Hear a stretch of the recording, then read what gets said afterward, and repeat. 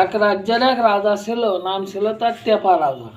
তো টেপা রাজার প্রজারা খুব শান্তিতে বসবাস করছিল। তো এক সময় পাশের দেশের রাজা টেপা রাজার রাজ্যে সিন্ডিকেট শুরু করে দিল।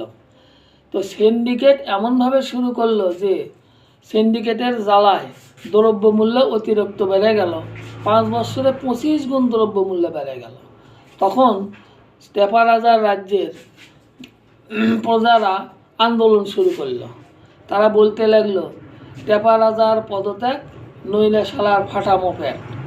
এই কথা শুনে টেপা রাজা কোনো উপায়ন্তর না দেখে দৌড় দিয়ে গেল এক দরবেশ বাবার কাছে।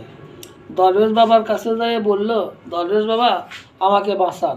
তো দরবেশ বলল, তোর কি হয়েছে? তো বলল, আমার দেশে সিন্ডিকেটের অত্যাচারে 5 বছরে 25 গুণ দ্রব্যমূল্য বেড়ে গেছে। তো দরবেশ বলল, শোন, তুই তো একটা মূর্খ রাজা, গর্ধব।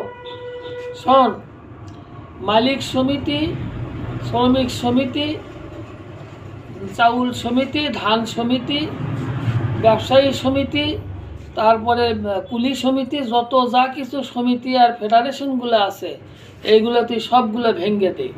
তাহলে দেখবি সিন্ডিকেটের কোমর ভেঙে যাবে, আস্তে আস্তে দ্রব্যমূল্য কমে যাবে, দেশের মানুষ তোকে ভালোবাসবে।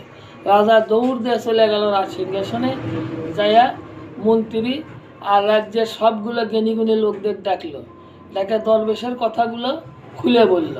শোনার পরে সবাই বলল, হ্যাঁ, দরবেশ তো ঠিকই বলেছে।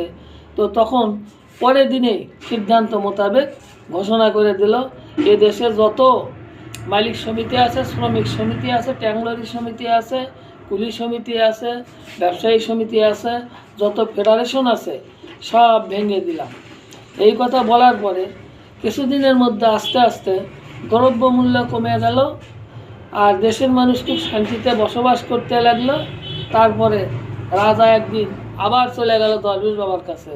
দরবেশ বাবার কাছে যেয়ে বলল, বাবা আপনি আমার কাছ থেকে কী চান? দরবেশ বাবা বলল, মূর্খ রাজা, তোর কাছে আমি কিচ্ছুই চাই না। তোর প্রজারা শান্তিতে থাক আর তুই ওই রাজ সিংহাসনে আজীবন বসে থাক।